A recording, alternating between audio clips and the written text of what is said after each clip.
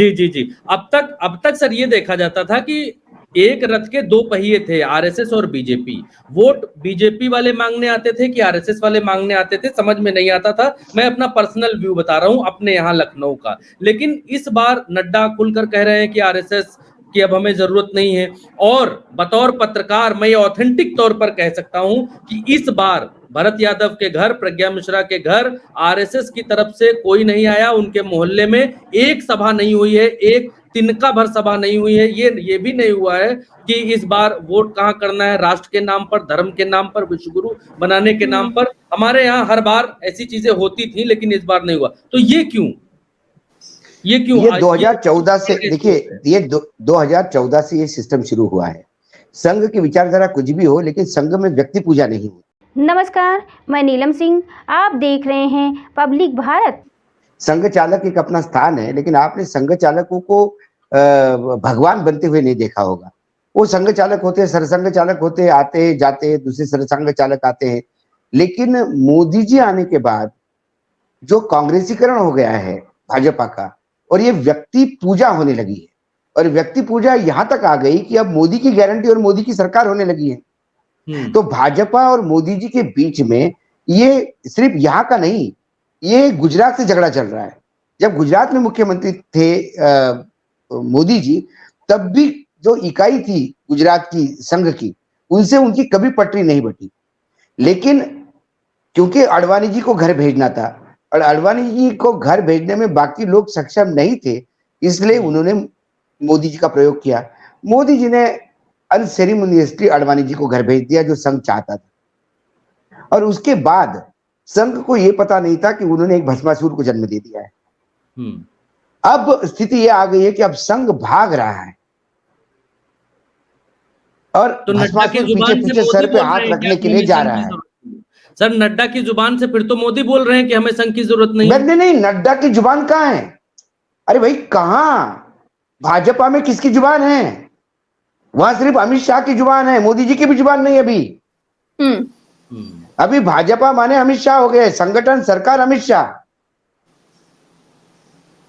और ये बाकायदा उनको ब्रीफ गया, ये इंडियन एक्सप्रेस का इंटरव्यू ऑर्गेनाइज किया गया है, और ये बुलवाया गया उनसे। उसके पहले मोदी जी रात भर रुक के आए नागपुर में, जो वहां मुलाकात नहीं हो पाई जाने के बाद भी।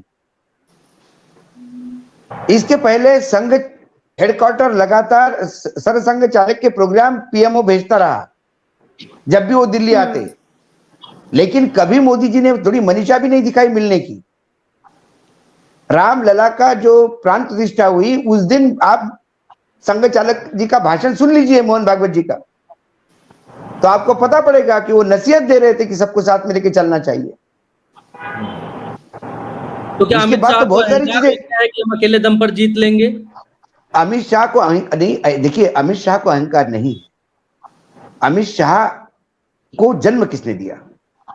नरेंद्र मोदी जी ने दिया। अब जिसके वजह से नरेंद्र मोदी जी का अहंकार था, उसको लगा कि ये तो, मैंने आपको एक पहले भी अंडरवर्ल्ड का एक किस्सा सुनाया था। एक शूटर से 10 काम करवा लो तो वो डॉन बन जाता है। उसको गुमान होने लगता है कि मुझे ऑर्डर करता है, लेकिन इसका नाम तो मेरे वजह से हो रहा है। तो अंडरवर्ल्ड में एक शूटर से 2 काम करवाने के बाद उसका पुलिस को इन्फॉर्म करके एनकाउंटर करवाते हैं, फिर नया लड़का ढूंढा जाता है ताकि उस डॉन की पोजीशन बनी रहे। तो डॉन कौन है? जिस डॉन ने गलती की, थोड़ी सी गलती की दाऊद ने, तो छोटा राजन पैदा हो गया। ये वस्तुस्थिति है, यही पॉलिटिक्स में अप्लाई होता है। तो सर मोदी जी ने बहुत सारे काम, मोदी जी ने सारे काम अमित शाह जी से करवाए। वानखेड़े जी छोटा राजन बता रहे हैं इनको।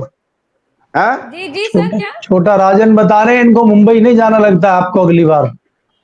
नहीं, छोटा राजन भी मुझे, देखिए पत्रकारों के साथ एक एडवांटेज है और हम जैसे लोगों के साथ एक एडवांटेज है। नहीं, नया जिसको बता रहे हैं, जिसको इंडिकेट कर रहे हैं, बहुत बड़ा अंडरवर्ल्ड डॉन जो जेल में था, वो पैरोल पे आया हेल्थ ग्राउंड पे, और पैरोल पे आने के बाद यदि उसने कुछ मनीषा दी होगी किसी को कि मुझे अशोक वानखेड़े से मिलना है, जेल में हम उनको सुनते हैं। नहीं अशोक जी ऐसे तो बहुत है। मैं मैं नए वाले छोटा राजन की बात कर रहा हूँ, जो नया छोटा राजन बता रहे हैं आप इसको, उसकी बात कर रहा हूँ मैं। जब उस छोटा राजन को नहीं डरे, तो राजनीति और पत्रकारिता में भी छोटे राजन है, पत्रकारिता में भी डॉन है। जब ऐसे डरने लगे तो पत्रकारिता कर ली। अच्छा अशोक सर, एक चीज ये भी तो हो सकती है कि ये ओवर कॉन्फिडेंट हो बीजेपी का, कि उनको लग रहा हो कि 400 पार तो हम जैसे तैसे ले ही आएंगे। नहीं, ओवर कॉन्फिडेंट थे भाई, ओवर कॉन्फिडेंट थे। अब हताशा छाई है, और हताशा में करो या मरो। मैंने कहा ना, आखिरी 2 फेज तो और भयंकर होंगे। आप सर पे हाथ रखोगे कि ये लूट के ले गए, मारा कुटी हो गई, वायलेंस की वीडियो आएंगे, और नतीजा भी आने के दिन भी बहुत झगड़े होंगे। कोई कहेगा कि मैं जीत गया, फिर भी सर्टिफिकेट किसी और को दिया। ये बात तो एकदम साफ हो गई है कि जनता वर्सेस बीजेपी हो रही है चुनाव, ये विपक्ष से ज्यादा। जनता वर्सेस बीजेपी क्यों हुआ? पहली बार नरेंद्र मोदी जी की जो स्ट्रेटेजी है, Narendra Modi style of campaign होता है हर साल, हर चुनाव में। आप गुजरात से देखिए यहां तक, नरेंद्र मोदी सारे विपक्ष को एजेंडा देते हैं और विपक्ष उस एजेंडे पे मरते हैं। ओरिजिनल जो जनता का एजेंडा है उस पर कोई बात नहीं करता। इस बार विपक्ष अपने एजेंडे पे जो जनता का था उस पर कायम रह गया। उनने कहा कि इनका मुस्लिम लीग का मैनिफेस्टो है, बीजेपी कांग्रेस ने कहा बोलते रहो। आप मंगलसूत्र खींच के दे दोगे, भैंसे खोल के दे दोगे, कांग्रेस ने कहा बोलते रहो। एक पत्र लिखा प्रधानमंत्री को, थोड़ा समय दो तो हम आपको समझाएंगे हमारा मैनिफेस्टो क्या है। लेकिन वो लगातार बेरोजगारी, लगातार महंगाई, लगातार समाज के सामने आरक्षण खत्म हो रहा है, लगातार इस बात पे बोल रहे हैं कि 400 पार इसलिए मांग रहे हैं, मतलब आज राजनाथ सिंह का हास्यास्पद है, 400 पार, 400 से ज्यादा सीटें मिलेगी तो हम पीओ के ले लेंगे। मतलब क्या मेंबर ऑफ पार्लियामेंट जाता है क्या गन लेके? मशीन गन लेके 400 लोग चाहिए? अरे विल पावर चाहिए लेने की। आपकी विल पावर की औकात आपने दिखा दी इस सरकार ने, कि जो चाइना जमीन हड़प के बैठा है उसके ऊपर आप नाम तक ले नहीं पा रहे हो। वैसे भी भाऊ अमेरिका के बगैर परमिशन लिए सांस नहीं ले सकती है सरकार। ये क्या पाकिस्तान पे हमला करेगी? ये क्या बोलेगी पीओ के हमारा है?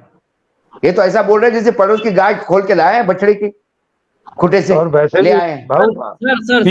संकल्प है, सवाल रह गया, बीजेपी के सांसदों की गिनती का थोड़ी मामला है कोई। जरा सा सवाल रह गया सर, तो क्या ये बिना आरएसएस के इस बार नरेंद्र मोदी और अमित शाह चुनावों में इसलिए उतरे हैं कि आरएसएस की पोजीशन को खत्म करना चाहते हैं कि अब तक आरएसएस लीड करता आया था? यकीनन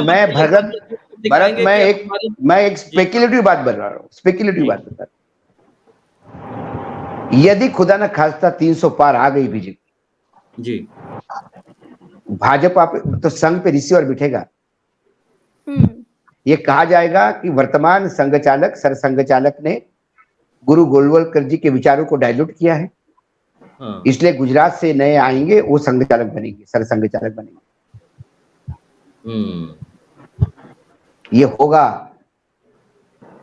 ये संघ की अस्तित्व की लड़ाई है, ये सबके अस्तित्व की लड़ाई नहीं है, संविधान के अस्तित्व की लड़ाई है, दलितों के रिजर्वेशन के अस्तित्व की लड़ाई है, पत्रकारों की स्वतंत्रता की अस्तित्व की लड़ाई है,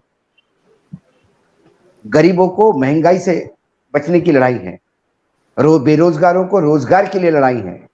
ये कईयों के अस्तित्व की लड़ाई है 2024 का चुनाव। इसलिए आपको इतना अमूर्तुल परिवर्तन, जो हम कहते हैं ना जनता लड़ रही है, क्यों लड़ रही है? कि वो बचना चाहती है, उनका अस्तित्व खत्म हो जाएगा। ना हम बोलने के लिए रहेंगे, ना वो कोई सुनने के लिए रहेगा। और ये गोदी चैनल जो नाच रहे हैं, इनकी भी औकात दिखा दी जाएगी, क्योंकि सिलेक्टेड 2 रहेंगे, बाकियों को सब बंद किया जाएगा। सारा प्रारूप तैयार है भाई, सब तैयार है, प्लान तैयार है। उनके पास जो 100 दिन का प्लान है सत्ता में आने के बाद, उस 100 दिन में यही होना है। इसलिए ये सिर्फ मायावती का नहीं, अखिलेश का नहीं, ये किसी एक की बात नहीं, 143 करोड़ लोगों के अस्तित्व की बात है। जी सर। इसलिए लड़ाई एकदम तेज और घमासान होते हुए दिखाई दे रही है। 47 और 45 के डिग्री के टेम्परेचर में जब लोग बगैर पैसे के घर से निकलते नहीं, और जहां बीजेपी की सरकार हो आपको गाड़ियां नहीं मिलने देती, गाड़ियां रोक लेती है, ऐसे में यदि लाखों की भीड़ उमड़ आए तो किसी भी अंधे आदमी को भी उस शोर से समझ लेना चाहिए कि परिवर्तन होने जा रहा है। और वो परिवर्तन किसी के खिलाफ नहीं, अपने अस्तित्व की लड़ाई है और कुछ नहीं। स्वस्थ रहने के लिए इस्तेमाल करें अयोध्या धाम का श्री राम नाम स्पेशल निरोगी चूर्ण और बुकनों।